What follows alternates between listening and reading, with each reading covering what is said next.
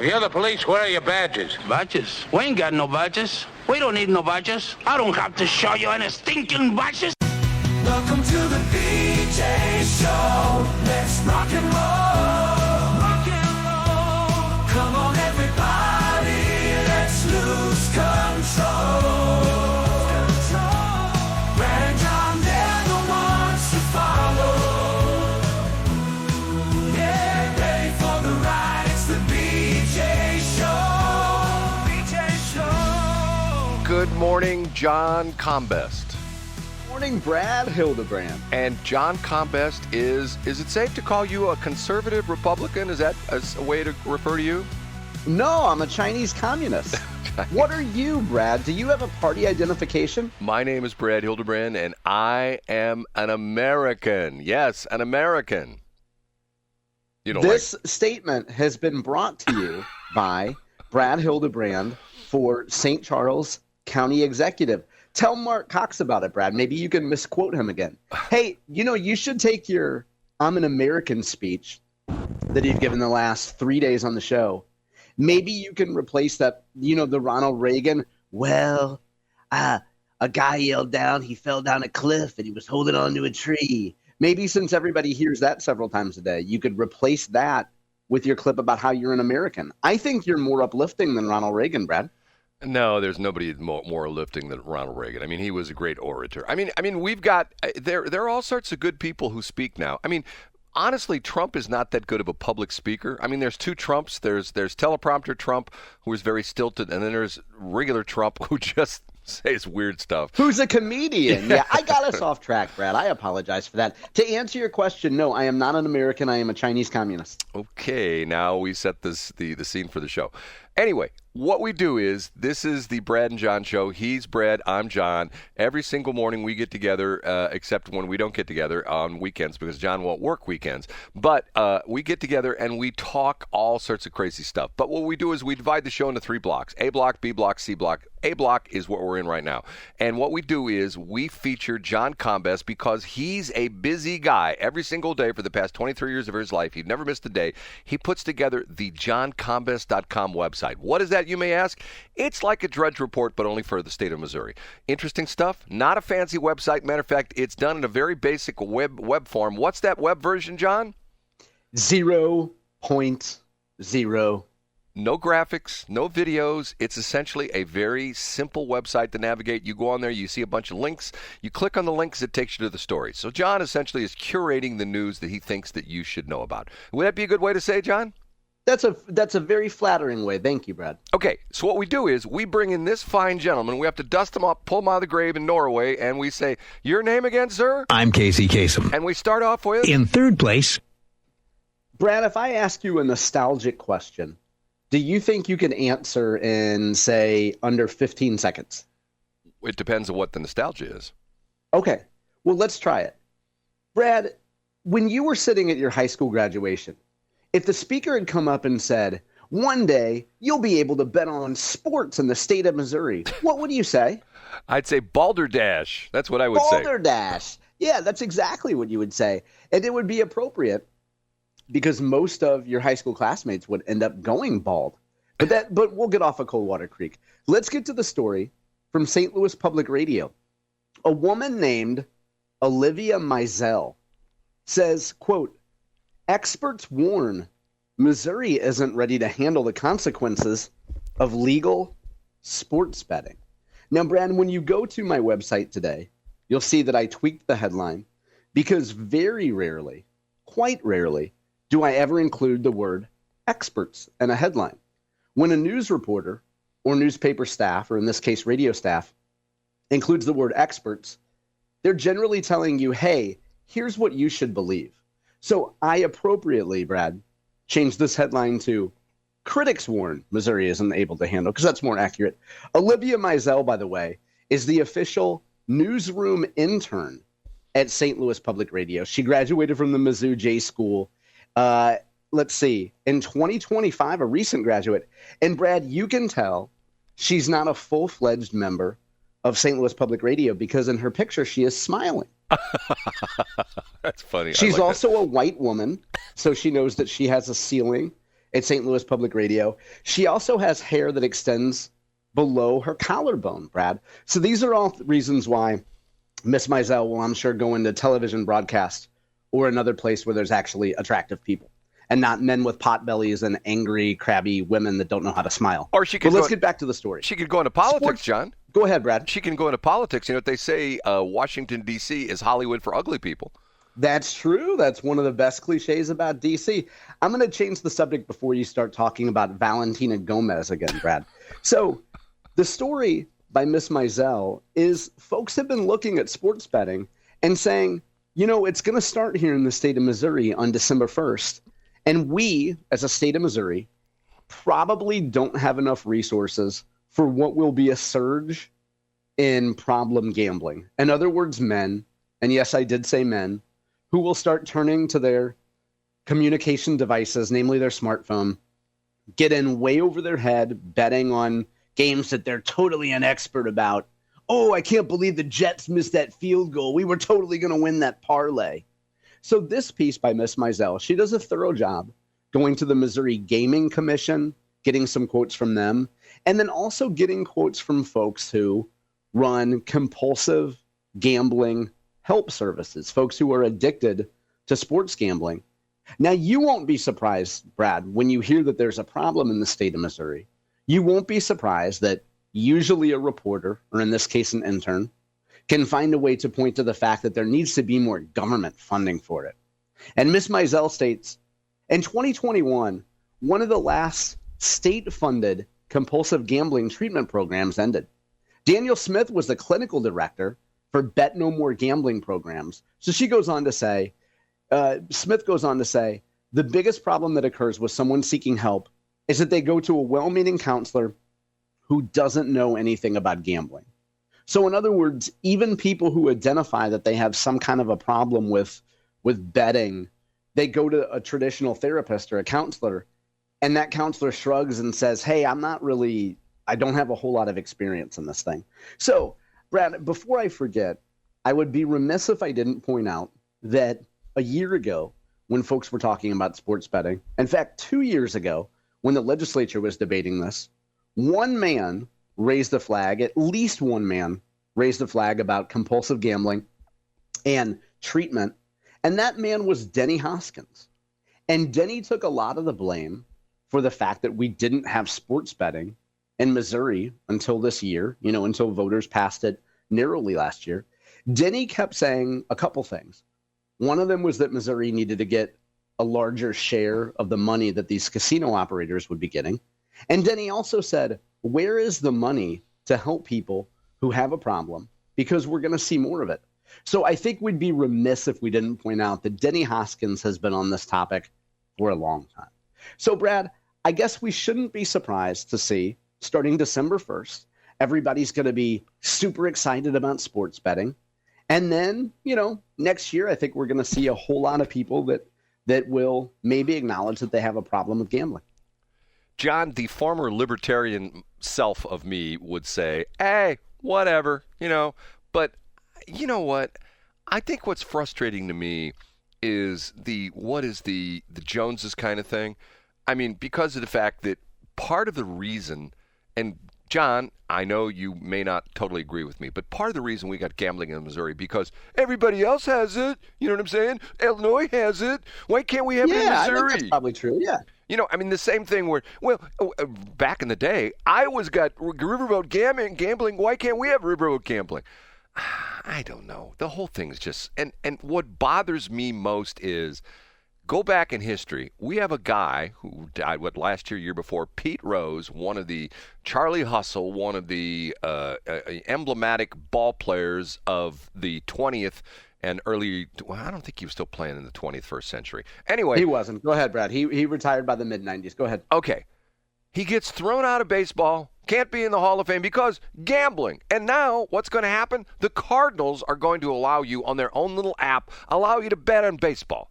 I don't get it. It just doesn't make any sense. Yeah, well, I agree with you on Pete Rose. Pete Rose should definitely be in the Hall of Fame. But, things change, Brad. And as we referenced, we were able to get your drug and gambling and prostitution story out of the way. You would have never predicted this when you were in high school 80 years ago. No, I wouldn't have. And quite honestly, I still, I need to revive the John named for me, my legalized prostitution state of Missouri, escorts for education, because if the money goes for education, anything's fine. You know what I mean? I'm telling you, mutilation of pets, is even though the PETA people go, well, you can't do that. Well, the money goes for education. Well, that's okay then, as long as you're going to mutilate pets and the money goes for education, that's just fine, right, John? Brad, don't bring PETA into story number 2. Where's Casey? Is PETA, did I blow something? Up a notch to number 2. A headline from Missouri Ruralist. They're part of the Farm Progress family of publications. This piece is by a gentleman named Chris Six. How Missouri reduced feral hog population by 80%. Brad, I included this for you because I know that you're a fan of, shopping around the St. Charles County area. And let's face it, when you go to a big St. Charles County superstore, you see a lot of feral hogs running around. But these aren't the ones that take up space in their obesity scooters and block the whole aisle so I can't get through. No, these are actual hogs, Brad. A multi-agency partnership is making big strides in the effort to eliminate feral hogs with help from farmers. Now, I know you're aware of this, Brad, but there might be some of our listeners who aren't aware of this. If you're a farmer anywhere in the United States, you could be in North Carolina, you could be in Missouri, you could be in Texas, and there are any kind of feral hogs, they will come into your land and eat your crops. Particularly, they're going to love to eat your corn. They might even munch on your soybeans, Brad. They're going to trample through your ground and destroy your crops. And in this piece by Chris Six, he points out that there's guys that ordinarily would have gotten, say, in corn, 180, or let's use the number 200 bushels an acre of corn. And they might pull off 30, or they might pull off 170, the hogs might. So all of a sudden you're losing, well, I'm not a math guy, but you're losing about 80% of your yield because of these dagnab hogs running through. And we will quote a gentleman from the Missouri Cattlemen's Association, Jeff Reed, who leads Missouri Cattlemen's Association. He's a farmer, and he says, look, when this whole effort by the state of Missouri started, he was skeptical. He said there's no way they're going to be able to reduce the number of feral hogs, but they've reduced the number of acres affected by 80. So here's the takeaway advice, Brad. Even if you're not a farmer, you'll find this interesting. They say, the Missouri Department of Agriculture says, what you don't do, and I should say the Missouri Department of Conservation too, what you don't do, Brad, is you don't go out there with your shotgun and just shoot a couple hogs willy-nilly, because it'll feel good to kill them, but they'll just continue reproducing. What you do is you call the Missouri Department of Conservation, they send a drone out, they get drone coordinates, they get coordinates from the drone of where these dastardly hogs are. Then the Missouri Department of Conservation sends a helicopter out there. They trap, they, how should we say this, eliminate the hogs, and they will get the sounder. I guess a whole group of them is called a sounder, Brad. So call the Missouri Department of Conservation. Don't just pick off a few hogs at a time. Call Department of Conservation. They'll come out, they'll trap the hogs, they'll get the whole sounder of them and rid your farmland of these disgusting feral hogs. A lot of people don't realize, first off, they're very large. Second off, they are very nasty animals. I mean, they will attack you. I mean, there's instances of people being attacked by feral hogs.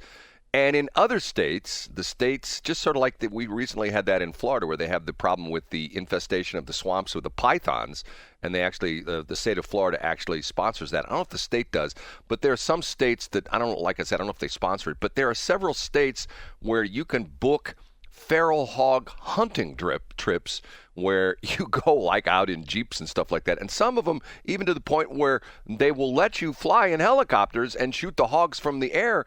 They are incredibly fast breeding animals. I mean, they're just, and when you think about that, people who aren't, you're plugged into the farm scene. I mean, people don't get what a problem this is. It's a huge problem.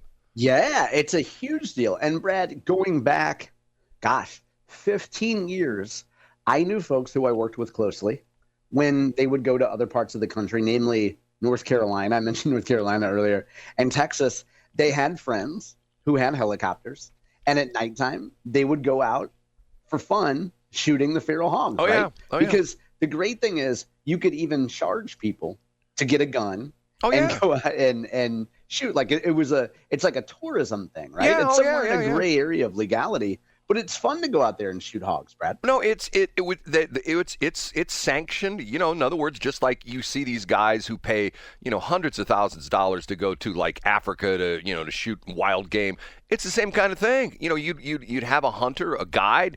Most of the time, it wasn't too much in helicopters, but you go out in fields and things like that, and you know, you bring your own gun. And typically, John, you mentioned shotguns. Shotguns are not the proper gun for hog. Okay, yeah, because your spray patterns Well, going to be too wide. Go ahead, Brad. Tell us what gun you would use to shoot. well, they're not using shotguns because of the fact that in order to kill a feral hog, Yeah, so what would you use? That's what I asked. What would you use? well, Brad? you hunting rifles. Some guys are using ARs and things like that. You know, and typically, Nice. Okay, that's good to know. typically, yeah. I mean, you know, and some of these guys are spending thousands of dollars for guns.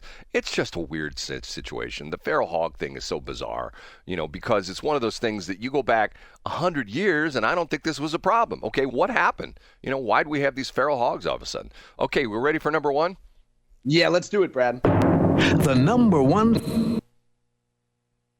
Last week, you brought up a story that I hadn't followed. You brought it up as part of Brad's top 3, and it was UAPs. Some people might call them UFOs. Right. And you pointed to Congressman Eric Burlison. And while we were live on the air, I added a story to johncombest.com. I usually don't like adding stories late, but I added the Fox News piece that you cited, Brad. And just yesterday, Eric Burlison was in his hometown radio station. That's KSGF down in Springfield. Mornings with Nick Reed. And Nick asked him, hey, what the heck happened with this crazy video? Now, you did a great job last week describing what happened on the video, Brad. And I went back and I actually watched the video this morning so that I could see what Congressman Burlison was talking about. So Nick Reed pressed him on what this strange orb seemed to be that was taken from drone coverage. Here's what Eric Burlison said. If you had to pin me down and say, what is it being the orb? That's what I would say.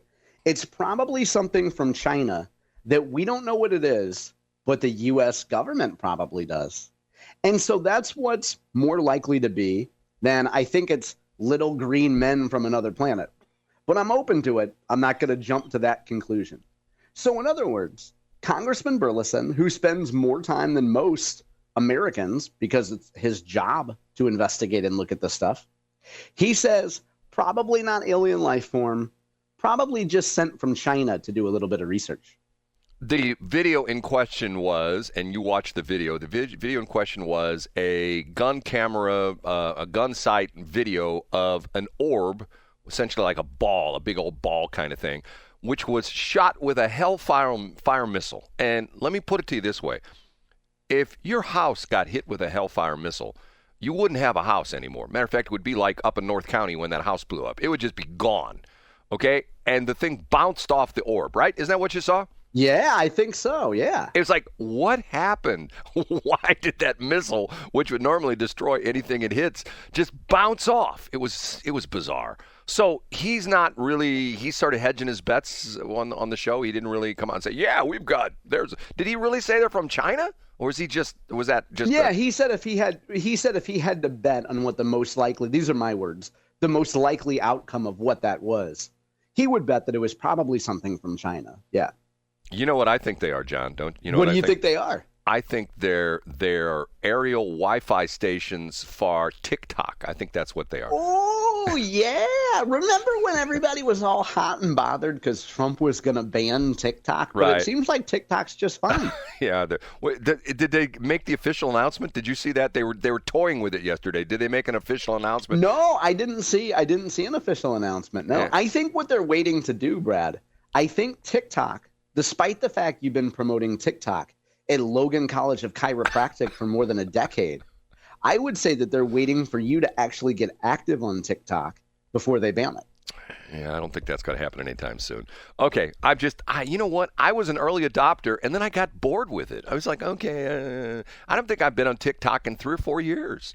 But so that's a good sign for our listeners that they should go to TikTok because you don't have to worry about Brad getting on there. Right, you don't have to worry about me. Okay, are we done, John? We are. That's the top 3 today, Brad. It's only 7:22 according to my GPS. You don't have a GPS clock. I do. Okay, we'll be back.